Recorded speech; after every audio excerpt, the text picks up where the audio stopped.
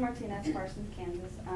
First off, one thing I just wanted to say, yeah, I understand everything Mr. Sharp said, but I just want to say also that the city might also want to make sure that they try not to put the worksite utility vehicles in a bad light or give them a bad reputation or even consider them to be a safety issue. Because I personally think, and I have seen this in other cities I've lived in, where the city actually has worksite utility vehicles. Like, you know, the employees could use them out by the water treatment plant. Employees around town could use them getting to and from areas with mowing or parks. I mean, police departments can utilize them, fire departments can utilize them. And if, you know, there's a bad light shined on that to say they're a safety issue, that could be hard for the city to implement later on. And I know our fleet of vehicles is currently getting old, and I personally think that might be a good alternative for some of those vehicles, depending, of course, on what they need to be utilized for. I believe, I don't know if Mr. Zaleski's here, I believe the Chamber of Commerce has worksite utility vehicles they use during their events as well. Is anybody know that? Rented. Those are rented. Those are rented. They're rented. Oh, they're rented, but they do utilize those during city events, During special correct? events, yeah.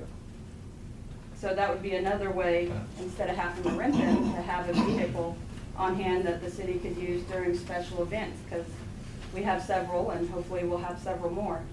And so, is there been any, Mr. Sharp, or Chief Sharp, has there been any accidents or fatalities? I haven't had time to go in and run numbers to do a comparison. That would be something that I'd have to look into. Okay, and then I guess the last thing is what he just mentioned about the extra property taxes that may be coming. I personally believe, honestly, that might be a reason not to increase city fees from 50 to 120, because the Polaris and work site utility vehicle owners are now going to have to be paying this other tax. So rather than trying to increase what they're going to be paying altogether, wham, wham, you're getting all of this, keep the city fine or fees the same as they are. I mean, what was the exact reason for making sure to, or what was the reason for raising them to 120? It's an arbitrary number based on the cost of what it's going to cost us to manage it. The tags that we have to purchase, the carbon copies to have the documentation, there's a lot that goes into that cost. That was an arbitrary number thrown out to show that at some point, because in 2008, 2009, when it was a $50 fee, that's 7 years ago. So the price for the tags, the price for the documentation rises each year.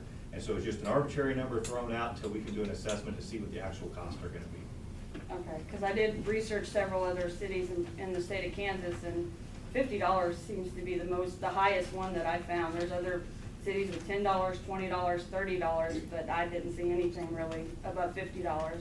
Even Topeka and Lawrence utilize worksite utility vehicles on their public streets. So thank you.